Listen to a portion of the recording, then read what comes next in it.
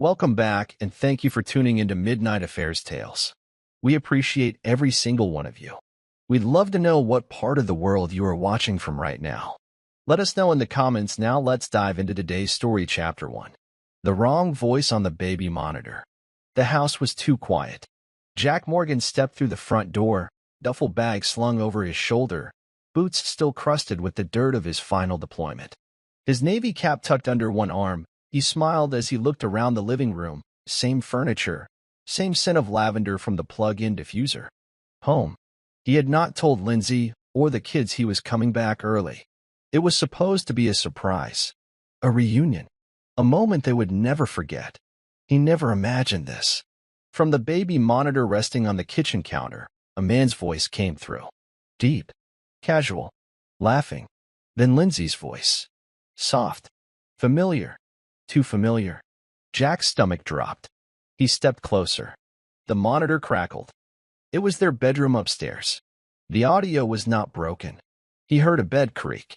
A gasp. Then silence, except for a single word from the man upstairs. God, you taste the same. Jack froze. He did not move. He did not speak. His grip tightened on the duffel strap until his knuckles went white. His heartbeat pounded in his ears like a war drum. But his face? Stone. Navy training took over. He reached out and turned the monitor volume down to 0. He could have gone upstairs. He could have dragged the man out by the throat. But instead, he slowly set the bag down, walked to the garage, and drove off without shutting the door behind him. Outside, it was still daylight. A breeze rustled the American flag hanging from the porch.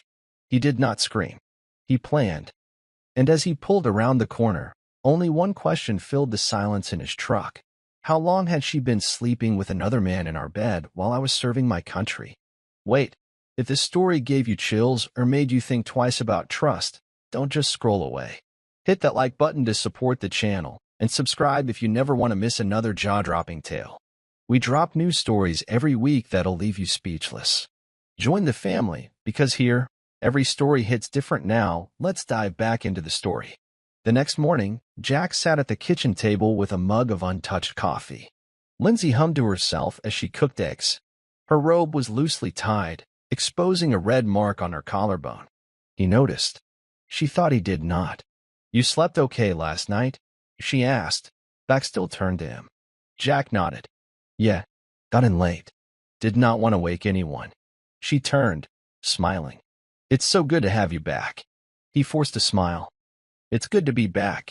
She had no idea he knew. That he had heard every word. That her lover had called her by her nickname, the one only Jack used to say. That Jack had driven around all night with the image burned into his head. He had wanted to rage. To kick in the door. To scream at her until the walls shook. But rage was messy. Rage gave away power. Instead, he watched. He listened. She was careful, but not careful enough. Her phone buzzed while she poured juice. Brent's name flashed across the screen before she clicked it away. Jack took note. Everything would be documented. Every word. Every move. He texted one person, his son. Ethan, I need to talk. Today. Just us. Later that afternoon, Jack sat with Ethan in the backyard. The boy was sharp, top of his class, head full of questions. I know, Dad, Ethan said without looking at him. Jack blinked. Know what? Ethan's voice was low. That she's cheating.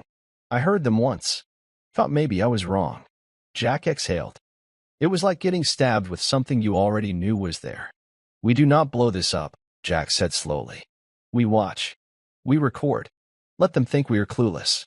Ethan nodded. How long do we stay quiet? He asked. Jack's eyes narrowed. Long enough to make them feel safe. That night, Jack watched Lindsay as if seeing her for the first time. She laughed over dinner, complimented Ethan's haircut, kissed their daughter goodnight, all while texting Brent under the table. He knew now. She had done this before. Carefully, quietly, but not anymore. Jack had installed screen mirroring software earlier that week. Every keystroke was his. She never saw him do it. Every photo, every message, every location ping, Jack captured it all. Silent warfare.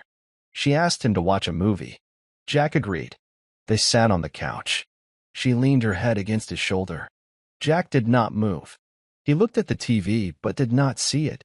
He was watching the enemy sleep. When she went to bed, Jack walked outside into the cool night. He stared at the stars. One of them blinked. A satellite. He wondered if it was watching someone too. He pulled out his phone and began organizing folders, phone logs, messages, a fair timeline. He would not just destroy her. He would dismantle her. Inside, he heard the faint sound of her laugh from upstairs. It echoed like a ghost in the house he once loved. He closed the file. He looked up one last time at the dark window of the bedroom they used to share. "You are going to regret thinking I would stay quiet," he whispered.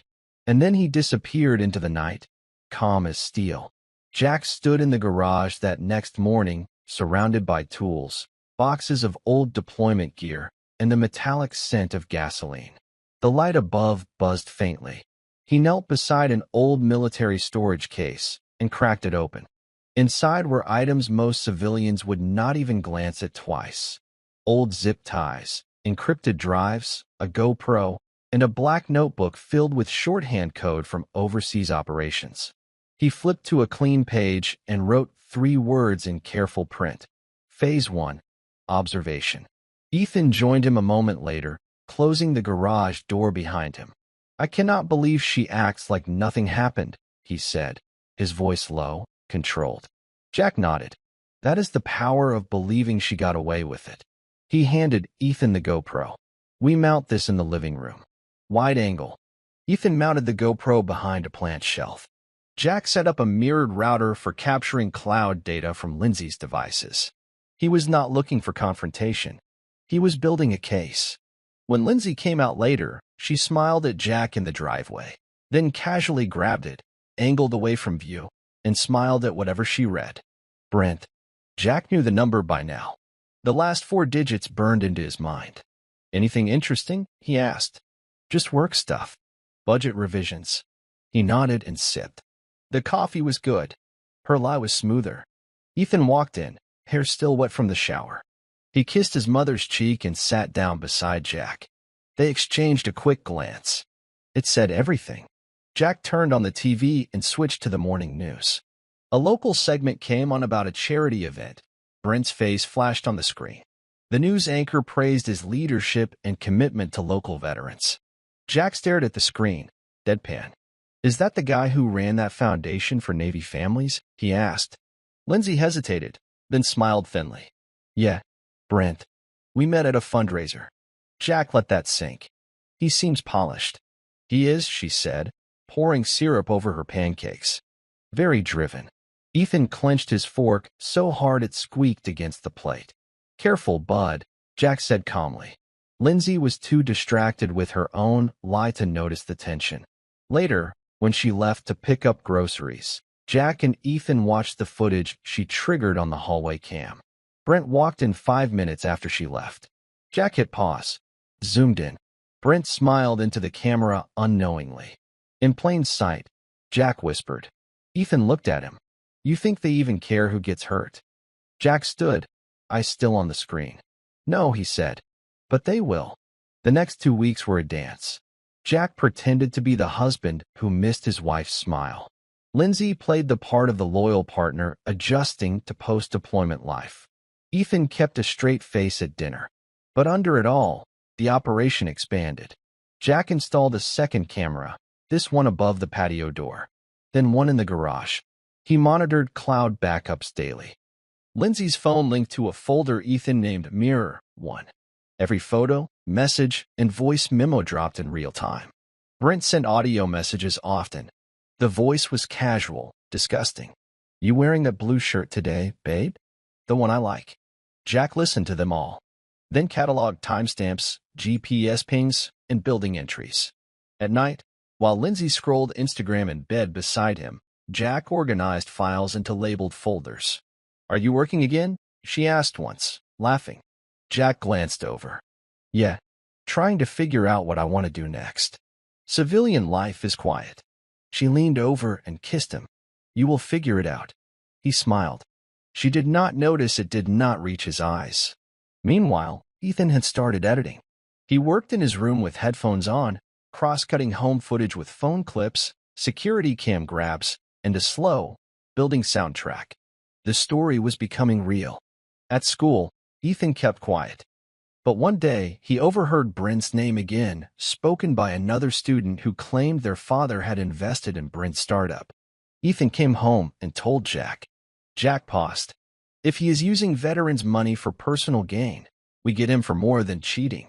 Jack nodded slowly. This is not just about revenge anymore, he said. This is going to be about exposure. Ethan pulled up the latest clip. Then let us make sure the whole world sees it. Jack's jaw set firm. And when they do, he said, there will be no walking this back. Ethan had always been sharp, but now he was turning cold, focused. Jack watched him over breakfast as he typed quietly on his laptop, eyes darting from screen to phone. His teenage energy had shifted. Gone was the boy who used to build Lego battleships. In his place was someone harder, sharper, turning their pain into purpose. Got something? Ethan said, finally breaking the silence. Jack looked up. She has a second phone. It is not on the plan. But I tracked a mirror file. It showed up through her Gmail. Burner number. Jack took the device and scanned the logs. There were messages from Brent, short ones. Safe. Last night was everything. Miss the way you breathe when you lie. Jack felt his jaw tighten. She thinks nobody sees her, Ethan added. She thinks she is smarter than us. Jack nodded slowly. She is confident. Too confident. That same day, Ethan left for school, but instead of heading to class, he rode his bike to the rear lot of Brent's firm. From behind a line of dumpsters, he aimed a camera at the rear door. He knew Brent's scheduled Tuesday meetings ran late. Lindsay had left 10 minutes earlier, supposedly to pick up groceries. But Ethan knew where she would be. At 3:47 p.m., she entered Brent's office. Ethan got the shot. Later that night, father and son watched the footage on the living room TV. No sound, just moving pictures. Got her, Ethan whispered. Jack turned to him. This is bigger than cheating now. We are not just documenting a lie. We are documenting character. Ethan leaned back, eyes narrowed. We are documenting evidence. Jack's voice was low, measured. And when we are done, we will not just break their story. We will erase it. That weekend, Lindsay suggested a family dinner at a local Italian place. Bright lights, fake candles, music playing low over the clatter of cutlery. Jack agreed with a smile. Ethan kept his face calm, but inside, he burned. They sat at a booth by the window. Lindsay ordered wine. The kids split a pizza. Jack watched the door. Brent walked in 20 minutes later, laughing with a small group of colleagues. Lindsay's posture shifted, just slightly. Ethan caught it. Jack reached under the table and clicked on the hidden lapel mic taped to his chest. Brent and his crew were seated 2 tables over. At one point, Lindsay excused herself to the restroom.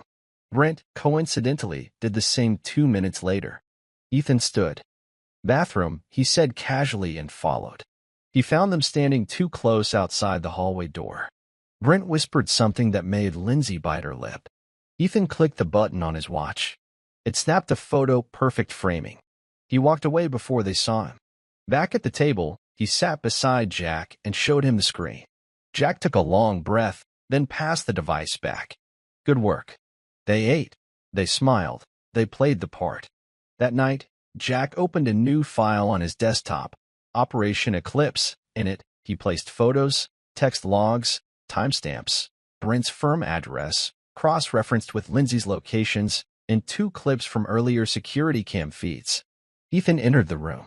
What are we calling it? He asked. Jack did not hesitate. War. They stared at the file for a moment, silent agreement. From that moment forward, everything was logged. They began building profiles, uploading pieces to encrypted drives, cloud backups hidden in plain sight. Jack set up automatic fail-safes. If anything happened to them, the footage would release. No threats, Jack said. Just truth.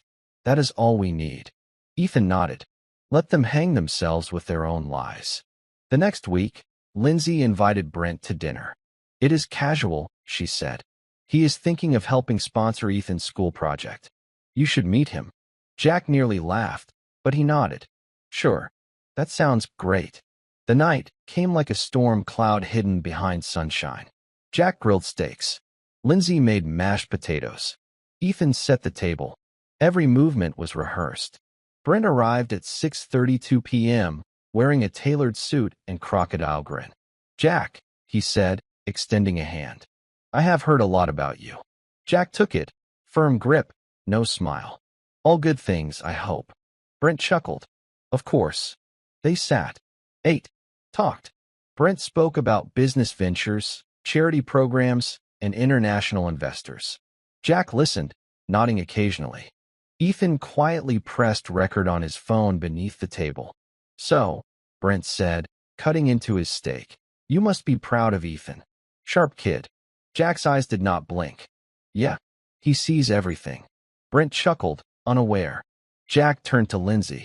"So how long have you two been working on that school project together?" Lindsay nearly dropped her wine glass. Brent paused mid-bite. "What?" she asked, her voice a pitch too high. Jack smiled. "The fundraiser.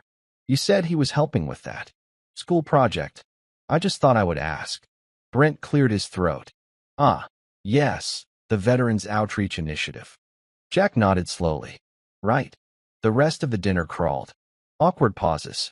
Lindsay trying to steer the conversation. Brent growing quieter. After dessert, Brent left with a handshake and fake smile. Jack watched through the window as he drove off. "He thinks I am stupid," he muttered. Ethan handed him the phone. "Got the whole thing." Jack stared out into the dark driveway. He will not see the next dinner coming. Jack stood alone in the attic, the late afternoon light slanting through the small window. Dust swirled in golden shafts as he flipped through a thick photo album, family trips, birthdays, Lindsay holding Ethan as a baby. Her smile looked different now. Every picture felt like a lie frozen in time. He stopped on a photo from 8 years ago. Lindsay at a Navy ball, wearing the same blue dress Brent had complimented in a message last week. Jack stared at it. That was the first time Brent had come into their lives, an old friend of a friend, invited as a guest to the same event. Back then, Jack had no reason to question a handshake or a smile. Now it all felt rehearsed. He set the photo aside and opened a separate folder tucked into a box. Deployment records, service logs, incident reports. One file caught his eye, a military supply discrepancy from a transport unit. Brent's name had been listed once, lightly penciled in a comment section. Not enough to raise flags, but enough for Jack to remember. "Ethan," he called downstairs. His son appeared moments later, holding a notepad. "You ever hear of Westbridge Logistics?" Ethan blinked. "That is the company on Brent's LinkedIn page." Jack handed him the file. "Find out where this connects. There is a timeline here. I want to see if his business deals started before the affair, or if this whole thing was premeditated from the beginning." Ethan flipped through the pages, eyes narrowing. What if it was not just cheating? Jack's expression darkened. "Then we are not fighting a liar," he said. "We are exposing a criminal." 3 days later, Lindsay came home with brochures, rental cabins, lakeside getaways. "We should get away," she said, setting the papers on the counter. "No phones. Just you and me." Jack smiled faintly. "Sounds peaceful." She leaned in, playful. "We need this." He nodded. Even though he knew this was not about reconnection, it was about guilt, and maybe a way to sneak Brent in without the kids around. The perfect hideaway. "Book it," Jack said. "Let us go." What she did not know was that Jack had already seen the email she sent to Brent, subject line, "The place I told you about." By the time they arrived at the secluded cabin in the woods, Jack had already installed hidden cams 2 days before. Motion sensors, audio, even a drone programmed for perimeter sweeps every night. Lindsay was all smiles. "You sure are relaxed," she said, pouring him a glass of wine. "Fresh air helps," Jack replied. She took a call outside later that night, whispering near the trees. Jack did not follow. He did not need to. The mic clipped to the cabin door picked up everything. "Tomorrow night. Same time," she said. "He is asleep by then." Jack sipped his wine and stared at the dark woods. He was not asleep. He was listening. And when she returned with her sweet little smile, Jack handed her a blanket and kissed her forehead. I am glad we are doing this, she said. Jack nodded. Me too. Lindsay spent the next morning sketching plans for a day hike. Jack played along, packing snacks, adjusting the GoPro mounted in his backpack. The footage would be edited to show a happy couple, useful for contrast later. That afternoon, while Lindsay went to the lake to take photos, Jack checked the surveillance. The feed showed Brent's car parked 2 miles down the service trail the night before. The back seat was used. The timestamp was exact. That night, Lindsay tried to pull Jack into the mood. He made an excuse about feeling tired. She played it off, but he saw the flicker in her eyes. She was nervous. She should have been. Back at home, Ethan synced the drone footage, phone call audio, and a second file of Brent leaving the cabin trail after midnight. His face was partially covered, but his walk was unmistakable. You are building a movie, Jack said, watching Ethan work. No, Ethan replied. I am building a verdict. Jack stared at the screen, footage of Lindsay smiling as she kissed Brent under the trees. How long before we launch? Ethan clicked open a blank timeline template labeled Day 0. As soon as we have enough to make them panic, he said. Jack looked out the window, where rain had started tapping against the glass. They have no idea what is coming, he whispered. And he meant every word. The next morning, Jack stood at the counter making coffee when Lindsay's phone buzzed twice on the table beside him. She was upstairs, probably getting dressed. The screen lit up with a name she had saved as Lauren S. But Jack had already decoded that contact. Lauren S. was Brent. He picked up the phone, casually, like he was just checking the time. 2 messages sat on the screen. Transfer confirmed. You are good for the weekend. Your cut will hit the private in 2 days. Same Cayman link. Jack's pulse stayed calm, but a storm moved under his skin. This was not just personal anymore. This was criminal. He opened his laptop and accessed the mirrored files from Lindsay's cloud. Digging through PDFs and screenshots, he found an offshore account registered under a fake consulting name. Her name was listed in encrypted code, alongside Brent's. Brent's firm was not just faking charity numbers, they were using veteran causes as a front for money laundering. Jack saved every document. That night, while Lindsay laughed over a phone call in the backyard, Jack sat in the den with Ethan, laying everything out. She is not just cheating with him, Jack said. She is helping him move illegal money. Ethan stared at the screen, stunned. They are using dead veterans' names on donation receipts, Jack added. Look at this. This one. This guy was from my unit. Killed in Kandahar. They used his name as a ghost donor. Ethan's voice came out tight. That is sick. Jack leaned back, eyes fixed on the screen. This is not about breaking hearts anymore, he said. We are going to bury them. That Sunday, Jack staged what looked like a peaceful family day. He suggested they take new family photos, something to remember this year by. Lindsay agreed immediately, probably thinking it helped her cover. She wore a sundress. Jack wore his navy blues. Ethan held the camera remote, face unreadable. They stood in front of the old oak tree in the yard, a spot they used every year. Click. Jack held Lindsay's hand. Smiled. Click. She leaned into his shoulder. Whispered something sweet. Click. Behind them, a digital camera caught more than just smiles. It caught betrayal hiding behind makeup and muscle memory. Jack would use those images in the final cut to show the world the face of a liar who looked happy in the frame. After the shoot, Ethan retreated to his room, dragging the SD card behind him like a loaded weapon. Jack stayed behind, watching Lindsay scroll on her phone, barely hiding a smirk. How long do you think we have been happy? He asked. She looked up, surprised. What do you mean? He smiled. Just curious. She leaned in. We are still happy, Jack. We are just finding our way again. Jack nodded, almost laughing. Right. She kissed his cheek. Thank you for today. He walked away without replying. Upstairs, Ethan had already uploaded the photos into the project timeline. He dragged them across the screen and dropped them between a clip of Lindsay's offshore transfer and a video of Brent exiting her car late at night. The contrast was brutal. Fake happiness. Real deception. He looked at the edit for a long moment, then hit Save As. Project name. The House of Smiles. By Monday morning, Jack had retained a new lawyer. a specialist in military divorce law, reputation clean, teeth sharp. Her name was Dana Royce. They met in her office, glass walls, clean desk, no patience. "Are you sure you want to go this way?" she asked, scanning the file Jack slid to her. Jack nodded once. "I do not want to fight. I want to finish it right." Dana's eyes flicked through the documents, texts, photos, money transfers, videos. "This is enough to bury her," she said flatly. "And him." "Good," Jack replied. "But I want custody. Full. I want the house. I want clean financial separation." Dana tapped a pen on her desk. "You are going to need to keep quiet. No sudden moves. Let her feel safe until we file. Then we serve her before she has a chance to cover anything." "I can do that," Jack said. "Already have." She paused. "You have done this kind of recon before?" Jack's eyes held hers, unmoving. "Not in court. But war is war." As he left her office, the sky outside had darkened. A storm was building.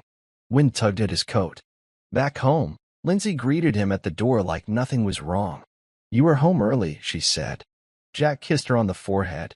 "Just wanted to be with family." Inside, he found Ethan on his laptop, editing in silence. "They're going to hate the silence when it breaks," Ethan said quietly. Jack pulled up a chair. "Good," he said. "Make it loud without raising our voice." They both stared at the screen. Day 0 was getting closer. Lindsay's birthday arrived with the kind of sunshine that almost made everything seem fine. Jack made breakfast. Waffles, fresh strawberries, orange juice in a wine glass. Ethan handed over a wrapped gift. Inside, a custom silver bracelet engraved with the initials of each family member. She gasped. "This is beautiful." Jack handed her his gift last. A velvet box.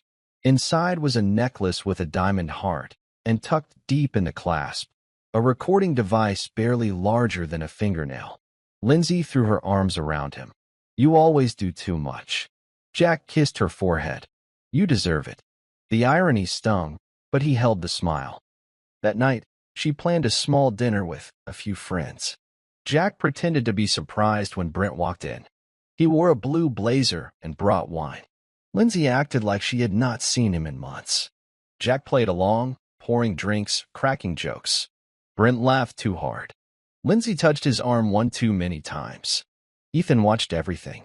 He adjusted a tiny dial on his watch, recording levels up. When Lindsay leaned close to Brent in the hallway, whispering under the noise of the living room, the necklace picked it up clearly. "Jack has no idea. Just keep acting normal." Brent chuckled. "He is soft now." War took the edge off him. Jack sat on the couch, staring at the fireplace, listening through a tiny earpiece. He sipped his drink. "You are both wrong," he whispered. The next morning, Ethan dumped the audio into the master file and labeled it, "Happy Birthday, Liar." Jack was not the only one being played. While digging into Brent's financials, Ethan stumbled across a property registered under a different name, Melissa Hart. The owner's ID, when cross-referenced through public databases, matched a woman listed as Brent's spouse in legal filings from 6 years ago. "You mean he is married?" Ethan asked. Jack leaned over his shoulder. "That is what it looks like." The address led to a quiet suburb 2 towns over. Jack drove there himself, parked 2 houses down, and watched. A woman answered the door to a UPS driver. Tall, brunette, early 40s, she matched the photo from the license. Jack waited until the truck pulled away, then walked up and knocked. She opened the door with a wary smile. "Yes. Melissa Hart?" She nodded. "My name is Jack Morgan. I think we need to talk about your husband." She stiffened. "Brent?" "Yeah." They sat on the porch. Jack explained everything. The affair. The fraud. The hidden transfers. He even showed her a few clips Lindsay and Brent at the cabin on the driveway. Melissa's hands shook as she watched. "He told me he was traveling for work," she whispered. "I have no idea how long." Jack placed a small flash drive on the table between them. "This is your truth. You deserve to see it." Melissa stared at him for a long moment. "Why are you giving this to me?" "Because they both need to fall," Jack said. "And I cannot do it alone." Her face hardened. "What do you need?" He smiled, but there was no joy behind it. Your silence. Until I say otherwise. Melissa looked down at the drive, then back up. Then let us destroy them together. Friday evening. Lindsay stood at the kitchen island, dressed sharp in a navy blouse and heels. She glanced at her watch, then kissed Jack's cheek. Running a little late. Big meeting tonight. Might be out past 10. Jack nodded. Want me to wait up? She laughed. No need. I will be dead tired. She left in a rush. Jack and Ethan already had the tracker on her car activated. Her meeting led straight to the downtown lounge where Brent waited outside, leaning against his car, grinning like a man who thought the world was still on his side. From across the street, Ethan zoomed in the lens. Click. Inside the lounge, they picked a booth in the back. Ethan got in through the security cam network. Jack tapped into the audio via Lindsay's necklace. I told you he is totally blind, Lindsay said. I could walk Brent through the front door and Jack would still be making me dinner. Brent leaned in. You really think he would never see it? I know he would not. Outside in the truck, Jack heard every word. Ethan whispered, How are you so calm right now? Jack watched the footage, his wife laughing with the man who used to shake his hand. Because this is their last free night, he said. Let them enjoy it. He paused the audio, took a long breath. Tomorrow we start letting them feel the fear. The next day, Jack met an old contact at a quiet bar off Route 6. His name was Grant Foley, retired Navy cyber tech, now freelancing in private cybersecurity. Built like a linebacker, but sharp as broken glass. You did not just call me to reminisce, Grant said, nursing a black coffee. Jack slid a file across the table. It was thick, labeled Operation Gray Fox. Grant opened it, scanned a few pages, whistled low. Damn, your wife is slick. This Brent guy's even dirtier. You want exposure? Jack shook his head. I want backup. Surveillance hard drives duplicated. Live mirrors in place. Automated uploads if any device goes offline. If anything happens to me or Ethan, the world needs to see everything. Grant nodded slowly. Insurance. Exactly. Grant looked up. You realize if I get involved, I do not back out. This becomes a full-scale op. Jack held his stare. I would not have called you if I wanted it clean. Grant leaned back, calculating. All right, I will handle the shadows. You stay in the light. As Jack drove home later that night, he saw Ethan waiting at the front step, laptop on his lap, headphones around his neck. All set? Ethan asked. Jack nodded. We are mirrored now. If they even think about erasing history, they will trigger their own downfall. Ethan cracked a smile. Gray Fox activated. Jack paused, then added, From here on out, we leave no trace of weakness. Ethan looked him dead in the eyes. We have not for a while now. 3 days later, a new name popped up in one of the bank statements Ethan decrypted, Founders Alliance Charity Group, a shell nonprofit tied to veteran causes. Jack recognized the name immediately. It had sponsored 3 military funerals last year. One of them had been his friend, Devontae, killed in Syria. He looked deeper. Founders Alliance had no actual office. Just a rented mailbox, some glossy marketing flyers, and a fat stack of deposits funneled through Brent's firm. Ethan printed out transaction records, amounts moved from public donations into consulting fees, and then reappearing in Lindsay's secondary account. One entry was only labeled compensation for discretion. Jack gripped the paper hard enough to crease it. They are profiting off dead soldiers, he muttered. This is not just personal anymore. Ethan handed him another document. In this, look, Brent filed for a tax exemption using your name as a service reference. He is laundering money through your record. Jack stared at the page for a long moment, then picked up his phone. He called Dana, his lawyer. I am adding fraud to the divorce filing, he said. Identity misuse, financial conspiracy, federal violations. We are blowing this wide open. Dana paused. That is going to pull in a lot of attention. Good, Jack said. Let the media come. I will give them a real story. That night, Jack and Ethan sat side by side at the dining room table, sorting receipts, coding evidence, labeling folders with precise tags. This is what they wanted hidden, Ethan said. Jack's voice was even. Then we will drag it into the light. It happened faster than anyone expected. Ethan had been compiling a private reel, meant only for their master archive. A short montage that included Brent entering Lindsay's car, the cabin footage, a voice clip from her necklace. It was edited raw. No music.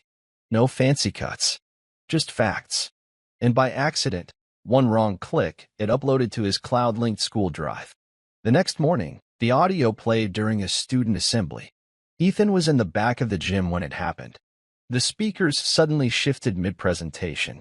Brent's voice came through, distorted but clear. No one suspects a thing. She thinks he is too soft to fight back. Then Lindsay's reply. He would never hurt me. Jack is too. Good. The gym fell into stunned silence. A few kids looked around. Teachers scrambled. The feed cut in 5 seconds later, but the damage was done. Whispers started. Ethan froze. At home, Jack got a call from the school counselor. He kept his tone calm. Apologized for the mix-up. Said Ethan had been working on a video project. But he knew what this meant. Later that day, Lindsay came home rattled. You will not believe what happened, she said, pacing in the kitchen. Somehow our names came up during a student presentation. Someone used an audio clip of me and Brent. I do not know how. Jack acted stunned. You think someone's spying on you? I do not know, she snapped. You think I am crazy? Jack held her shoulders. Hey, breathe. Maybe it is just a coincidence. Lindsay looked shaken, nervous. Jack smiled behind his eyes. The fear had finally begun. The school leak rattled Lindsay more than she let on. That night, Jack found her pacing the bedroom, phone in hand, thumb tapping out messages, deleting, retyping. She paused when he entered. You okay? Jack asked gently. Lindsay looked up, forcing a smile. Yeah, just a weird day. You want to talk about it? She hesitated. It is just scary. What if someone is spying on us? What if it is about Brent's business? Jack tilted his head. You think someone's watching Brent? She shook her head quickly. I do not know. Maybe. He is a public figure. Stuff like this happens. Jack stepped forward, touching her arm. Linz, is there something I should know? Her face twitched. For a second, just a flicker of doubt. Then she softened, leaned into him. No, I swear. Nothing you need to worry about. Jack kissed her forehead. Okay. He walked away, heart steady. Her lies were more polished now, her guilt a little more buried. But the crack had formed. Fear had entered her voice. She was starting to imagine shadows. Good. In the garage later, Ethan handed Jack a fresh batch of footage. This one was tight. Body language, voice fluctuations, timestamps on facial tics. She is spiraling, Ethan said. I can see it. Let her, Jack replied. She is going to dig her own grave. 3 days later, Jack received an anonymous message through an encrypted server Grant had set up. It came with a video file. Jack opened it slowly. On screen, Brent, laughing with a man in a dark suit, champagne in hand, at a political fundraiser. The caption on the video read, Brent Carrington and Congressman Holloway, off record, off the books. The same congressman who had pushed for veteran charity tax cuts. Jack's jaw tensed. We found the leak. He forwarded the clip to Dana. 2 hours later, Dana called. This is gold. If Brent's company funneled fake donations through Holloway's PAC, that is federal. I can get the feds interested. You want to go there? Jack did not even blink. Kick the door down. Meanwhile, Ethan tracked Brent's social media activity. Photos of charity events, photos with soldiers, with folded flags, with families who thought the man cared. All fake. Jack stared at the screen. He built his image off other people's sacrifice. And now? Ethan asked. Jack's voice dropped. We strip it bare. They prepared a press packet, clips, financial fraud summaries, screenshots of the congressman's phone calls with Lindsay flagged private line. Dana began contacting investigative journalists. The silence was ending. Ethan called in a favor. A classmate, Zoe, worked part-time as a junior contributor for a campus media group with syndication ties. Smart, bold, curious, the kind of person who knew how to sniff out a real story. Ethan invited her over under the guise of help with a film project. She came over on a Tuesday afternoon, dark curls and a messy bun, camera bag over one shoulder. "So what are we filming?" she asked. Ethan shut the door. "Not filming. Watching." He led her to the home office, where Jack sat behind the desk. Zoe's eyes darted between them. "What is this?" Jack leaned forward. "We want to give you a story. One nobody else has. But you cannot publish it yet. You can investigate. You can dig. But until we say go, it stays locked down." "Understood." Zoe's curiosity sharpened. "Who is the target?" Ethan clicked play. The screen lit up. Brent. Lindsay. The cabin. The donations. The transfers. A slow, horrifying collage of betrayal, lies, stolen valor, and corruption. Zoe sat still for a long time, then finally whispered, "This is insane. This is national." Jack nodded.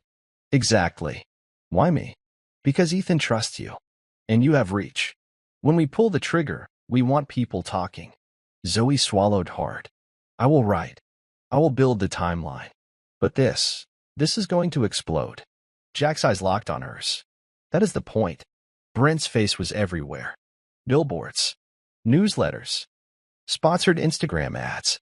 His campaign for city council was ramping up fast, veteran-focused, community-first, all-American branding. Jack sat in his truck outside a local event center as Brent greeted a line of supporters.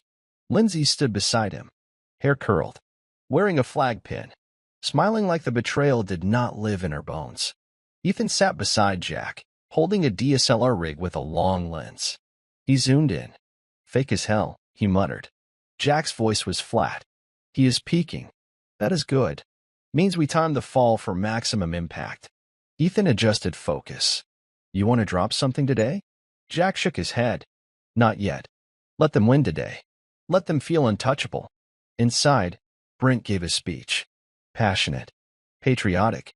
Rehearsed. Cameras rolled. Voters clapped.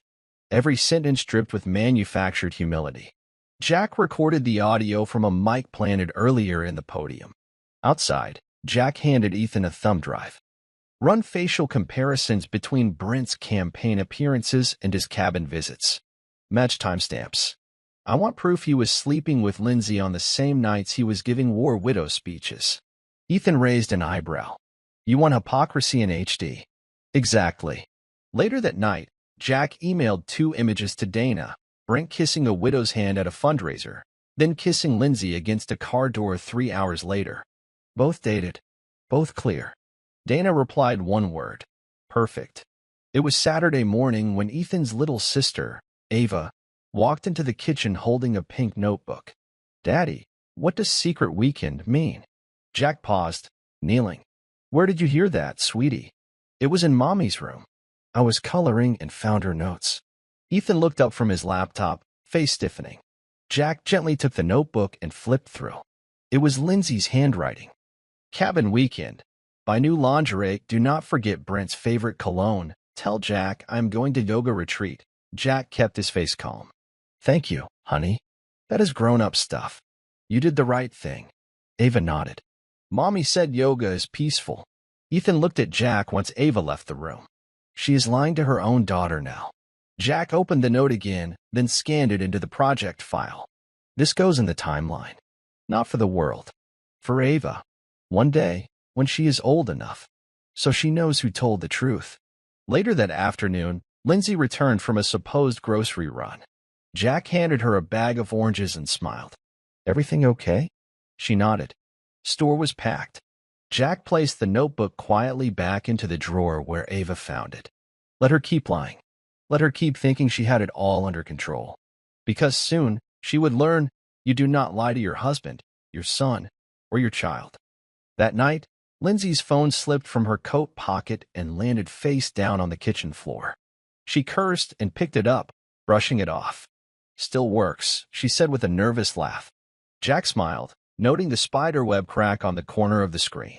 Later, once she went to bed, he synced it with the mirrored cloud Ethan had built weeks ago. But now, a new file appeared, one Lindsay had hidden under a disguised folder name, Old Photos. Inside, dozens of voice memos. Not just recent ones. Some dated back months. And they were damning.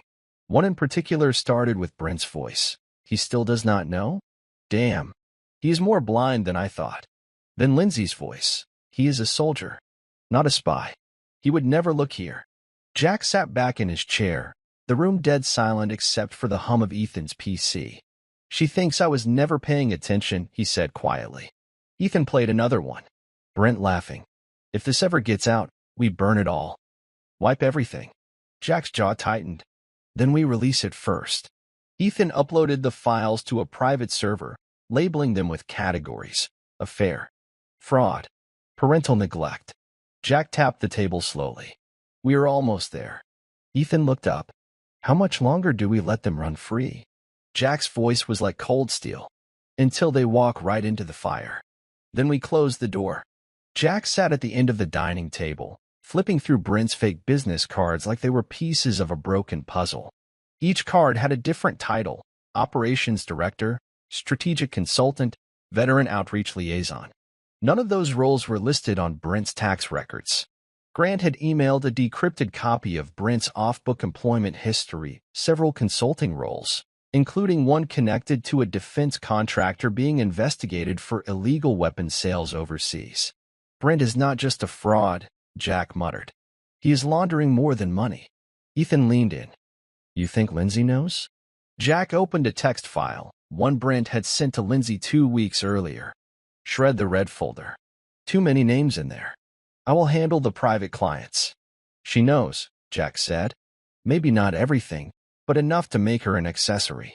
They scanned the barcodes on Brent's cards. One linked to a hidden landing page that triggered a secure download. It opened a spreadsheet of names, donors, contracts, half of them redacted. But one line stood out: Client 11, Holloway. Deliverable complete. $40,000 cleared. The same congressman they had already tied to Brent. Jack clicked print and dropped the pages into a binder labeled Final Phase, Legal Destruction. They built a kingdom on dead men's names, he said. Ethan did not speak. He just watched the printer spit out the evidence, cold, damning, real. Print 2 more copies, Jack added. One for our lawyer, one for the public. By Thursday, the operation was fully armed. Grant confirmed that all encrypted backups were uploaded. A triple-mirrored digital vault was set to trigger a mass drop if either Jack or Ethan went dark for more than 24 hours. Zoe, the journalism student, had already started outlining the first wave of the expose. Jack gave her permission to build a timeline but not release anything yet. Dana filed the final pre-divorce petition, one that named not just Lindsay's infidelity, but her involvement in financial fraud, identity misuse, and aiding a federal target. The bomb was ready. All it needed was a signal. Jack stared at the master control screen in their home office. Multiple folders were armed with time drops, email triggers, cloud share links, social media blasts. You ready? He asked Ethan. Ethan pulled out a small black flash drive. One button. Red wire arms it. Green wire drops it. Jack nodded. Tonight we let them walk into their own trap. At exactly 6:30 p.m., Lindsay walked through the door wearing a sleek black dress and red lipstick. Got a donor dinner. I will be late. Jack smiled. Tell Brent I said hello. She froze. Just half a second, then forced a laugh. You are funny. She walked out. Ethan appeared from the hallway. She flinched, he said. Jack nodded. She is starting to feel it. Good. They waited an hour, then began tracking her GPS. She was heading for a penthouse suite downtown, one Brent used for a fundraiser hosting. Jack checked his watch. We wait till they are all in the room, he said. Then we flip the green wire. It should have been a quiet morning. Jack stood at the edge of a military cemetery, dressed in his full navy blues, a folded flag in his hand. The funeral was for Corporal Jeremy Dale, a man from Jack's last deployment, who had died after returning home. Suicide. Another soldier lost not in battle, but in silence. The family had asked Jack to speak. He stepped up to the podium, eyes scanning the small crowd. Lindsay was not there, but Brent was, standing in the back, in a black suit, no tie, looking somber, pretending. Jack spoke. We bury too many heroes with no justice. We forget that the war does not always end overseas. Sometimes it follows you home. Sometimes it comes dressed in a suit and speaks fluent fraud. Brent stiffened. Jack did not look at him directly, but every word was for him. And sometimes, the ones who shake your hand are the same ones who sell out your name when you are no longer around to protect it. Later, Jack walked to his car. Brent approached from behind. That was a hell of a eulogy, Brent said. Jack turned slowly. Calm. Controlled. Jeremy died thinking he still mattered. Brent smirked. Well, at least he got a proper send-off. Jack's fists clenched behind his back. You should leave. Now. Brent chuckled, but something in Jack's tone made him back off. That night, Jack added Jeremy's name to the file of victims Brent had exploited, his photo, his service record, his donation receipt with a forged signature. Ethan uploaded it to the private timeline and gave it a tag, the final straw. The next move? Expose everything. But not just yet. First, Jack would make sure they saw what it felt like to be surrounded by silence, seconds before the explosion. 3 days after Jeremy's funeral, Jack received a letter in the mail. No return address. Just a plain envelope with his name handwritten on the front, Commander Jack Morgan, read. He opened it at the kitchen table, alone. Inside was a single folded page. Neat. Printed. No signature. Jack, if you are reading this, then I am gone. I did not know how to carry what we saw, what we were made to do. But I kept one thing I knew you would need one day. Brent Carrington was not just bad paperwork. He was the one who rerouted the supply chain. The one who got Bravo unit stranded in Mosul. He is the reason Sergeant Miller bled out. The reason the evac came late. I could not live with that. But I hope you can do what I could not. Finish this. JD. Jack sat still, heart pounding, the edges of the letter trembling in his grip. Brent was not just a fraud. He was responsible for the death of Jack's own men. He took a breath, then stood, walked to the safe in the garage, and opened it. Inside was a sealed envelope labeled Final Protocol. He had never thought he would use it. Until now. Melissa, Brent's legal wife, was waiting inside her car when Jack arrived. She handed him a folder, printed bank statements, including one account hidden under a dummy foundation name, Safebridge Defense Relief. That is the one, she said. That is where he hides the offshore payments. Even the Cayman account routes through there. Jack flipped through the pages. This enough to tie him to Holloway? She nodded. Easily. Good, Jack said. Then it is time. They sat in silence a moment. Then Melissa said, You know he has a panic room, right? Jack raised an eyebrow. Downtown condo. Top floor. Behind the wine wall. It is soundproof. Hidden cameras. He meets donors there. Sometimes more. Jack clenched his jaw. Has Lindsay been there? Melissa stared straight ahead. She was the first one. That night, Jack called Grant. I need access to a private server inside a sealed building. Think you can ghost their surveillance system? Grant did not even hesitate. I have done worse for less. Jack loaded the Safebridge folder into the master archive. Then he turned to Ethan. Tell Zoe. We go live in 48 hours. They met in a diner booth after closing hours. Jack, Ethan, and Melissa. The lights were dim. Phones turned off. A laptop sat open between them, with Zoe joining by secured video call. This is no longer about revenge, Jack said, eyes scanning each of them. It is about justice. For the soldiers, for the stolen families, and for every name they used to line their pockets. Melissa nodded. And we do not just want Brent to fall. We want the entire network, every hand that fed off this. Zoe spoke up. Once we hit publish, I can get 3 independent outlets to pick it up within the hour. But you need to be ready for blowback. Jack looked at Ethan, then back to Zoe. We are ready. Zoe clicked a few buttons. Then we do not wait. Uploads start tonight. Nothing explosive. Just a few coincidental leaks. Set the internet on fire. Let them scramble. Melissa smiled. Cold.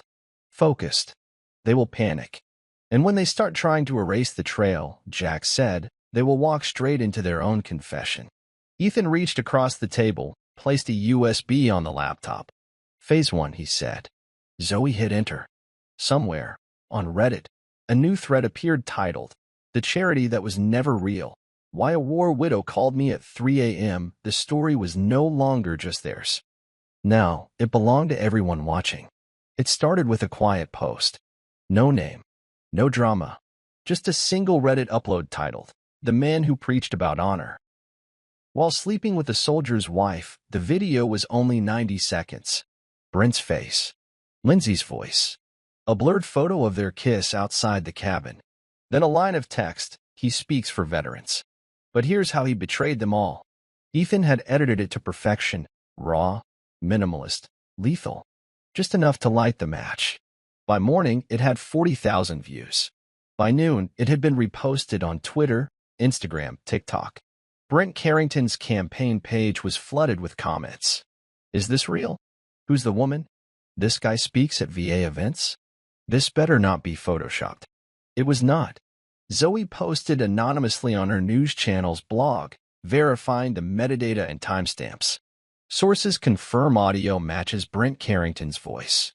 Charity connections under investigation. Jack watched the rise from the war room they had built in the garage. Let them doubt him first, he said. Let them smell smoke before they see fire. That evening, Brent's team issued a rushed statement. We categorically deny all accusations. Mr. Carrington remains committed to serving the community. Ethan laughed. They are doing exactly what we need them to do, panic publicly. Jack nodded. They are trying to plug a hole in a ship that is already sinking. The next morning, Lindsay sat at the kitchen counter scrolling through her phone. Her face was pale, her jaw clenched. Jack sipped his coffee. Calm. You see the news? He asked casually. She froze. What news? He handed her his phone, screen already open to the blog post. She read silently. The title hit hard. Whistleblower drops footage of cheating political candidate tied to fraud network. Lindsay's hand trembled slightly. This is fake, she said. It has to be. People make these things all the time. Jack watched her. You think that is what this is? She looked up, searching his face. I do not know. He leaned in, lowering his voice. If it is real, what do you think happens next? Lindsay stood up, nervous. Jack, this is stupid. It is probably just some troll. Maybe. She grabbed her keys. I have to go. He followed her to the door. You think Brent will be okay? She hesitated, then forced a smile. Brent is smart. He will figure it out. As she left, Jack whispered under his breath, no, he won't.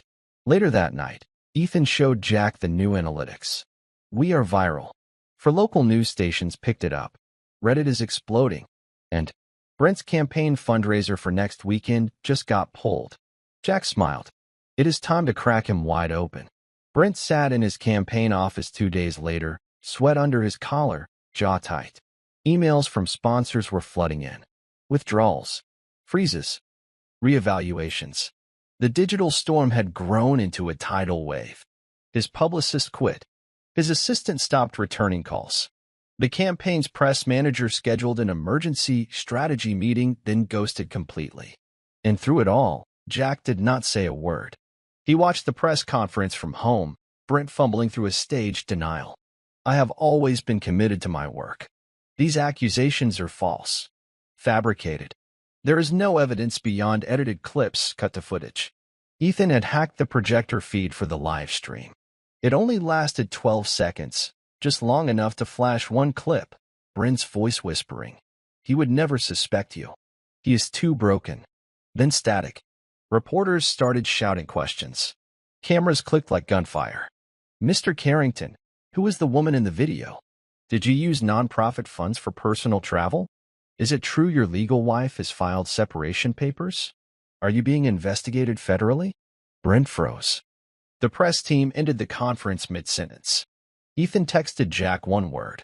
Cracked. Jack replied, now we let the rest fall. Jack stood at the window with his arms crossed, watching the rain slide down the glass like slow tears. Inside, Ethan pulled up the newest asset, footage Melissa had just sent over. Brent, sitting in his car, on the phone, angry.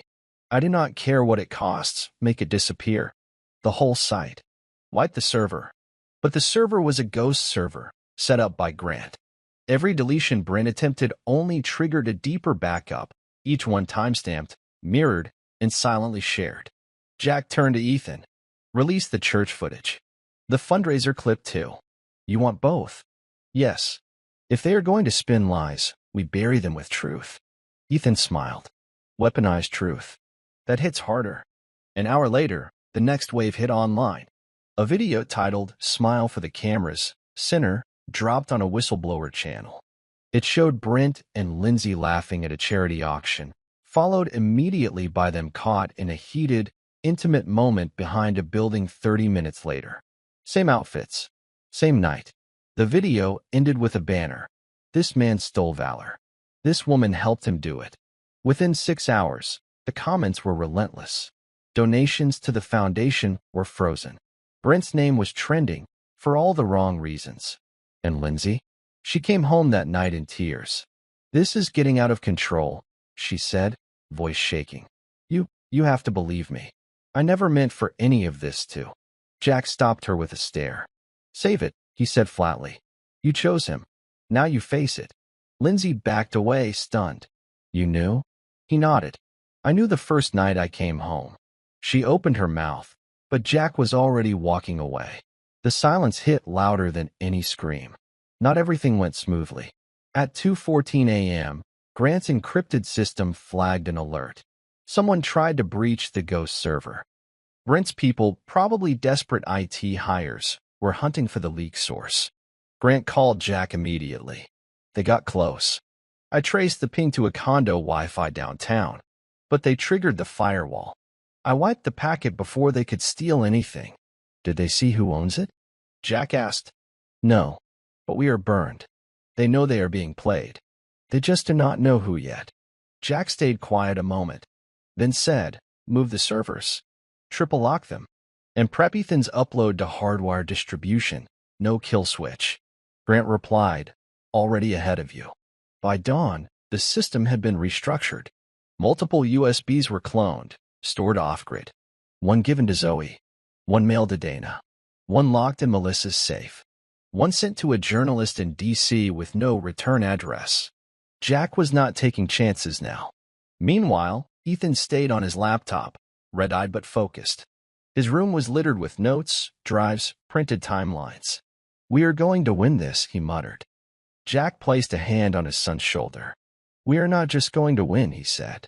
We are going to erase everything they built. 3 days later, Dana met Jack outside the courthouse with a folder in hand. This, she said, is your checkmate. Inside was a sworn affidavit from Lindsay's coworker, a woman named Kara, who had covered for her dozens of times. The document detailed everything: fake business trips, Brent's presence in company spaces after hours, falsified receipts marked veteran outreach, used for personal weekends. Dana continued, Kara was afraid of retaliation. But after seeing the story go viral, she flipped. She is willing to testify. And here's the big one. She saw Brent personally deliver Lindsay a manila envelope full of donor cash. Jack took the folder and flipped it open. Kara's signature was clean, confident. We file this Monday, Dana said. Fraud, perjury, conspiracy, all of it. The court will see her for what she is. Jack nodded. She's already starting to feel it. I want her to feel the rest before the gavel drops. Later that night, Lindsay sat on the porch, smoking, a habit she had quit years ago. Her hands shook. Her eyes were sunken. Jack watched her from inside. He did not speak. He did not gloat. He just waited. Because now, the law was coming. And it was coming with her name on the top of the page. Jack walked into Dana's office wearing his navy dress coat. Not for effect, but for finality. Dana stood up, smiling as she closed the heavy leather case in front of her. It is done, she said. We filed the updated divorce petition this morning. Your wife's attorney received the documents 30 minutes ago. Jack nodded. Does she know what is in them? Oh, she knows now. Fraud, conspiracy, commingling of stolen charity funds, marital misconduct. The court has seen the footage. And Brent? He is officially being investigated by the state. Dana pulled out another folder. Also, this is from my friend in media law. She reviewed the publication timeline. You and Ethan are protected. All footage was captured legally, and all distribution went through anonymous third parties. Jack leaned back. I want her to walk into that courtroom thinking she still has a way out. Dana grinned. She is going to walk in smiling and leave gasping. That night, Jack returned home to find Lindsay sitting at the dining table, wine glass in hand. She looked up as he entered. You filed, she said quietly. He nodded. Yes. Her voice cracked. You really think this is all my fault? Jack placed his keys down. No, Lindsay. I know it is. She stood, eyes glassy. After everything, after raising kids, surviving deployments, you want to end it like this? Jack's voice was steady. I am not ending anything. You did. I am just finally telling the truth. She flinched, like the words physically hit her. You were supposed to never know, she whispered. Jack stared into her, emotionless. And you were supposed to never be this person. The video appeared on TikTok first. A 47-second clip posted by a teenage boy named Caleb Carrington, Brent's son from his first marriage. The caption simply read, Let me tell you who my father really is. The boy was calm, but his voice trembled just enough to make the emotion land hard. You see him giving speeches, wearing flags, acting like a hero. But I have seen the receipts. I have seen the lies. He cheated on my mom, lied to my stepmom, lied to everyone. He is not a patriot. He is a parasite. And I hope the veterans he used find out the truth before he gets to speak again. The post hit 1 million views in a day. Brent tried to discredit it, claimed the boy was emotionally troubled and estranged. But the damage was done. Podcasts picked it up. So did the media. Veteran support groups that had once endorsed Brent started pulling their statements. His social media pages were locked down. His PR rep resigned. And Ethan? Ethan was the one who had found Caleb on a private Discord chat, had reached out, shared the truth, let the boy decide for himself. Ethan watched the numbers climb and turned to Jack. He is cracking. From the inside out. Jack nodded. Good. Now we make it collapse. The morning of the hearing, Jack woke early, showered, shaved, put on his uniform, then opened the box labeled 0 hour. Inside were 4 drives, one labeled court, one media, one failsafe, and one simply justice. Ethan met him by the front door. You sure you want to do this? He asked. Jack locked eyes with him. We do not stop mid-war. They entered the courthouse through the side entrance, quiet, unseen. Dana was already waiting inside.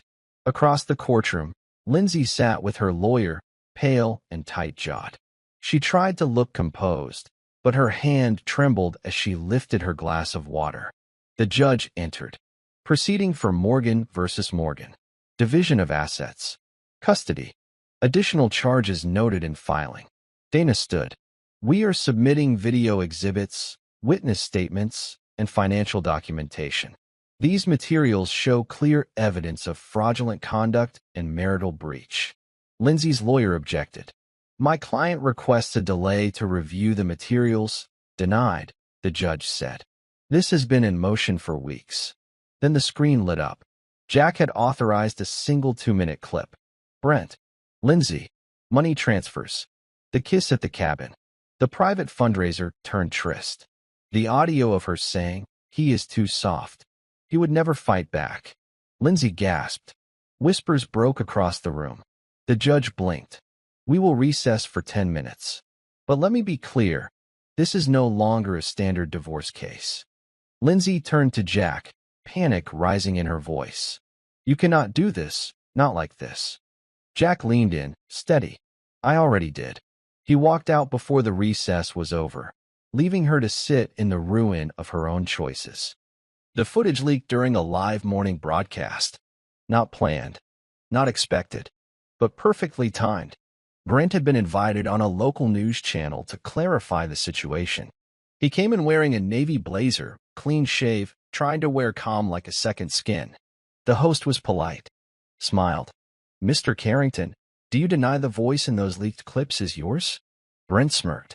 Of course I do. Audio can be altered. It is all being handled legally. That is when it happened. Behind him, on the studio's large background screen, Meant to show live feed of city traffic, Ethan's hacked signal took over. The full clip. No edits. No cuts. Just Brent in the cabin, pouring wine, whispering. The donor money? Who cares? They're dead. We made them martyrs. The studio went dead silent. Brent turned mid-sentence, eyes wide. What the hell is that? The host blinked, frozen. Brent ripped off his mic and stormed off set. But the damage was irreversible. Within minutes, the internet exploded. Hashtags, side-by-side edits, reaction videos, threads full of veteran families reposting the clip with their own heartbreak. Jack watched it all from his garage, the screen casting cold light across his face. Ethan leaned over his shoulder. This is it. He is finished. Jack's voice was quiet. No. Now he is exposed. Next, he gets buried. By the end of the day, Brent's campaign site was down. Jack opened the door calmly and stepped out onto the porch. Lindsay rolled down her window halfway. I just wanted to say, I am sorry. Jack stared at her. For which part? She looked down. For all of it. I never thought it would go this far. Jack stepped down one stair, his voice level but firm. You betrayed a man who bled for this country. You helped a criminal exploit the graves of soldiers. You turned our house into a lie. Lindsay swallowed hard. Do you hate me? Jack blinked slowly. No. I mourned you. The woman you used to be. She wiped her eyes. Is it really over? Jack shook his head once. No. Over would be mercy. What is coming is truth. And truth burns slower. He turned his back and walked inside. Lindsay stayed in the car long after the porch light went off. Monday morning. The courtroom was packed. Press. Attorneys. 2 U.S. Marshals posted near the doors. Jack sat in the front row with Dana. On the other side, Lindsay. Alone. Pale. Dressed in gray. The judge entered with a thick folder, one marked Morgan versus Morgan, fraud addendum. This court has reviewed all submitted evidence, the judge said, eyes scanning the room. Let me be clear, this is no longer a divorce. This is the aftermath of systemic deception, financial exploitation, and betrayal layered across personal and public trust. Dana stood. Your Honor, my client is not pursuing damages. He is pursuing justice. Full custody. Retention of all joint assets tied to his military pension. Immediate removal of Ms. Morgan from their shared residence. Lindsay's voice cracked as she stood. Your Honor, I did not understand the full extent of. The judge raised a hand. Silence. You chose your side long before this hearing. He banged the gavel once.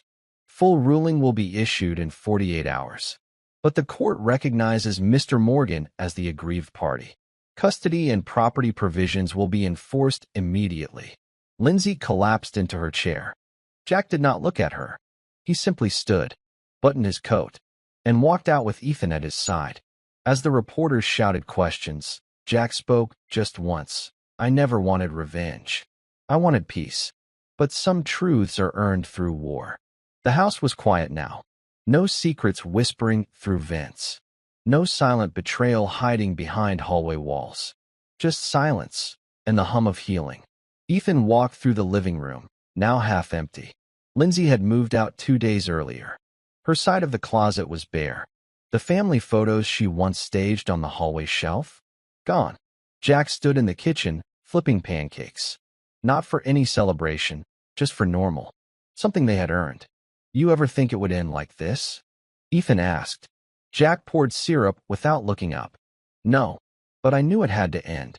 They ate in silence for a moment. Ethan spoke again, more cautious this time. What if she tries to talk to Ava? Or come back for anything? Jack met his eyes. She lost that right when she weaponized this family. We protect Ava now. From all of it. Later that day, Jack walked the backyard where he used to play catch with Ethan when he was 9. He sat on the old bench under the oak tree. The same one that held a tire swing once. The same tree Lindsay stood under during a family photo years ago, smiling, hiding. He stared up through the branches and whispered, almost to no one, you lied inside my peace. And still, I did not break. I watched. I listened. And I ended you without firing a single shot. The email came from a national news channel, a respected outlet. They wanted Jack on camera for a special feature called Faces of Betrayal, when heroes are used. Dana advised caution. This puts your name at the center, but it also puts your story in history. Jack thought for a long time, then nodded. Let them hear it. The studio was minimal, dark wood walls, soft lighting. The journalist was a veteran herself. She spoke gently. What made you stay silent? Jack looked her dead in the eye. Because pain speaks fast. But truth? Truth speaks last. She asked about the betrayal, the surveillance, the fake nonprofits, the emotional damage. Jack answered every question, never flinching. Then she asked the one that landed hardest. If Brent Carrington were watching this right now, what would you say to him? Jack took a breath. I would say nothing, because the silence I gave him was louder than anything I could ever say. The segment aired that Sunday night. It went viral by Monday morning. But Jack did not read the comments, did not track the views. He went for a walk instead. Not to run from the past, but to finally walk into a future without it. Jack sat at his desk late that night, pen in hand. The house was still, Ava asleep upstairs. The moon lit the side of the desk as he began to write. My daughter, you are too young to understand now. But one day you will ask questions about why your mother is not around, why people whispered, why I never told you the full story. The truth is she was lost before we ever saw it. And I let her think she had one, because I wanted to protect you first. Your brother and I fought this war without guns. We fought it with patience, with proof, and with silence. One day, you will read everything, when you are strong enough to know that truth hurts. But it also heals. And when you do, I want you to be proud, not of what we endured, but of how we ended it. Love, Dad. He folded the letter and sealed it in an envelope marked, for Ava, when you were ready. Then he sat back. For the first time in months, he allowed himself to breathe. Brent sat in the back of a black SUV, hands shaking as he scrolled through his phone. Every app flooded with headlines. Carrington Foundation under federal audit, former candidate accused of donor fraud, veteran families demand arrests and fake charity scandal. Outside, reporters waited like wolves. He wiped sweat from his temple, tried to call Melissa. Straight to voicemail. He called Lindsay. This time she picked up, but her voice was cold. Hello. I cannot help you anymore. Lindsay, he said, desperate. They are coming after me. No, she cut in. You needed to think ahead. I did too. And I chose wrong. Click. The line went dead. Brent looked up at the driver. Take me to the airport. Private terminal. The driver nodded, but 20 minutes later, police cruisers boxed the SUV in on the expressway. Two detectives stepped out, badges out, expressions hard. Brent Carrington? One asked. Brent's mouth opened, but no sound came. You are under investigation for charity fraud, campaign finance violations, and military impersonation. He was not arrested, not yet. But he was escorted. His passport was seized. His bank accounts frozen. And for the first time in his life, Brent Carrington had no control. Lindsay moved into a short-term rental across town. It was small, barely furnished, quiet. She sat on the edge of the bed night after night, staring at the wall. No calls from friends. No family visits. No Ava. She had tried. She had begged. But Jack had filed a legal restriction. Ava would only see her mother under supervised visitation. That hearing would come soon, but until then, she had nothing but silence. One afternoon, she opened her inbox. Over 100 emails, news alerts, blog links, messages from old coworkers. One simply read, "You destroyed him and yourself. Hope it was worth it." She slammed the laptop shut, paced the room, breath catching. She tried calling Jack. Voicemail. She tried Ethan. Blocked. Finally, she left a message. I never wanted this. I thought I was escaping something, but I was just breaking it. Please, just let me see her. Just once. Not for me. For her. Jack heard the voicemail, but he did not reply. He forwarded it to Dana. She filed it under emotional leverage, evidence of guilt, because it was too late for regrets now. The local VFW chapter invited Jack and Ethan to a private ceremony. Small, quiet, just veterans. No media, no politics. They stood outside by a new flagpole, donated in honor of Corporal Jeremy Dale, whose name Brent once used on falsified donation receipts. Jack was asked to speak. He stepped up, holding a folded flag. Voice calm, measured. You do not need to wear a uniform to speak about honor. But you better have lived it if you plan to stand beside those who died for it. He unfolded Jeremy's photo, placed it in a frame beneath the flag. This man mattered. He mattered when he served. He mattered when he came home broken. And he matters now. The crowd was silent. Jack continued. There are people who use patriotism like a costume, who speak about sacrifice and never pay a price. But not here. Not today. He stepped back. Ethan walked to the front next, placing a small engraved plaque beneath the photo. For every name that was used, for every story that was stolen, we remember, we protect, we speak. The flag rose slowly, waving in the clean morning wind. Brent was no longer trending. Lindsay had vanished from the headlines. But the names they used would now live above them all. It had been weeks since the court hearings, since the flags went up, since the world watched a man get taken down without a single punch thrown. Jack thought it was over, until the knock at the door. He opened it to find Melissa. Not broken, not bitter, just composed. She held a file folder. I figured you should have this, she said. It is the last piece. Inside was Brent's original charity application form, years old. A handwritten note attached to the back. If this fails, bury it. If it works, we own the narrative. Jack stared at the handwriting. Brent's. You kept it all this time? He asked. Melissa nodded. I kept everything. But I was scared to use it, until you made him afraid. She turned to leave, then paused. He used you, just like he used all of us. But you turned that into something I could not. You turned it into justice. Jack stood there a moment longer after she left, the file still in his hand. He did not feel pride. He felt weight. But this was not the weight of revenge. This was the weight of closure. Graduation day. Ethan stood on stage in front of his classmates, his cap slightly tilted, the summer sun hitting his shoulders. He had been chosen to give the closing remarks.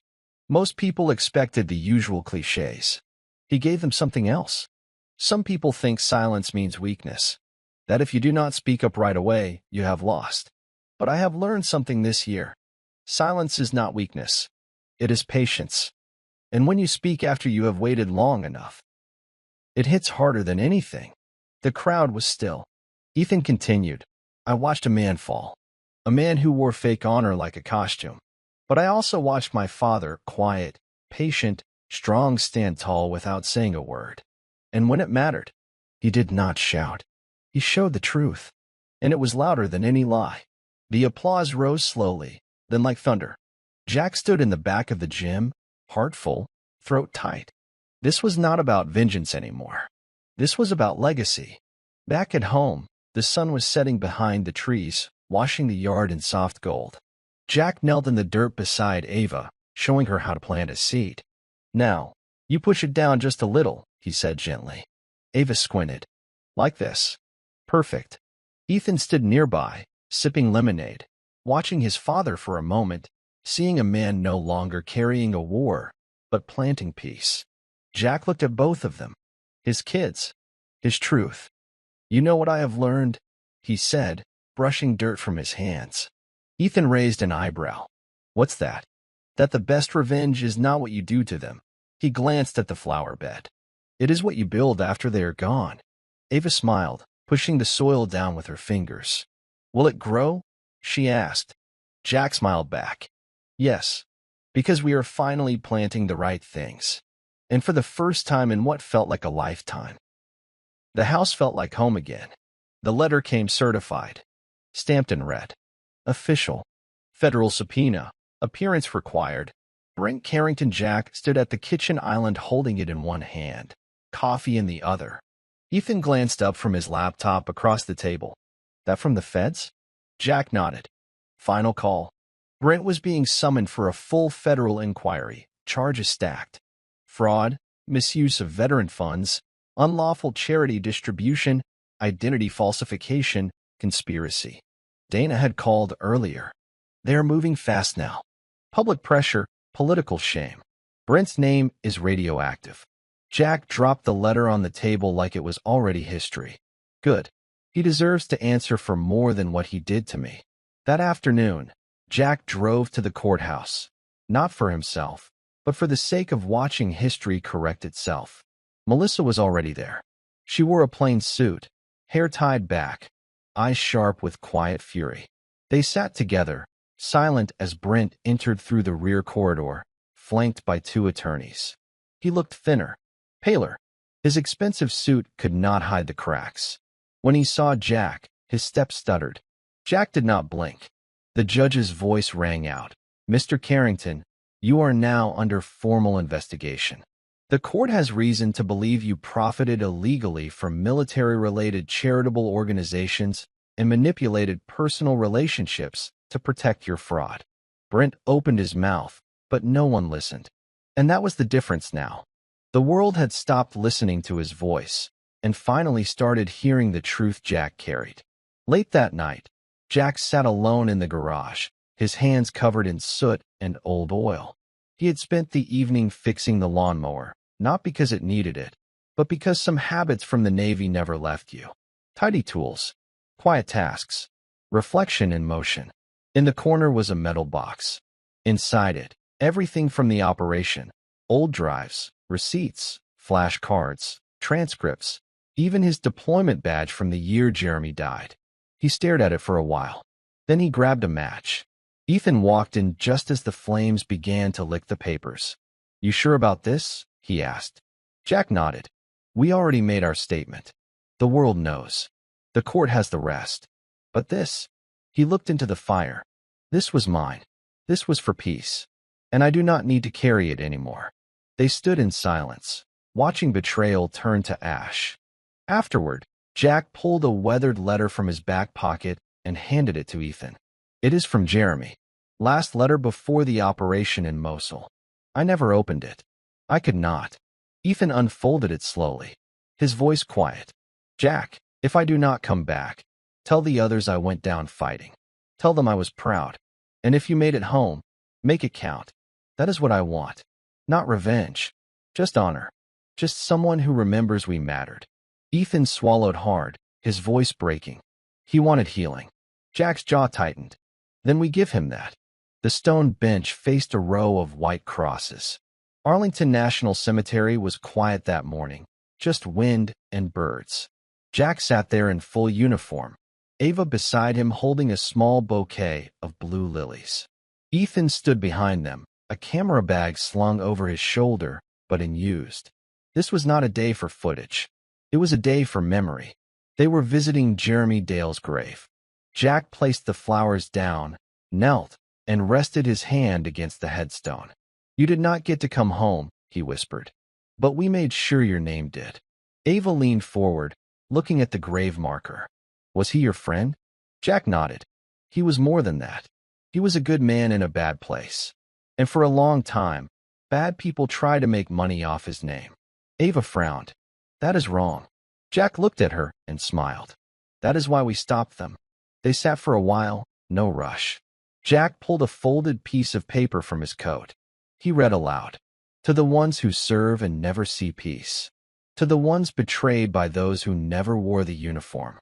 We remember you. We protect your legacy. And we make sure your silence still speaks." A tear slipped down Ethan's cheek, but he did not wipe it away. Jack stood, helped Ava up, and looked around one last time. As they walked away, a man in a wheelchair rolled up to the same grave, an older veteran, a missing leg, and a steel stare. He saluted as they passed. "Thank you, sir," he said to Jack. Jack paused. "For what?" The man gestured to the grave. "For making sure they do not get forgotten."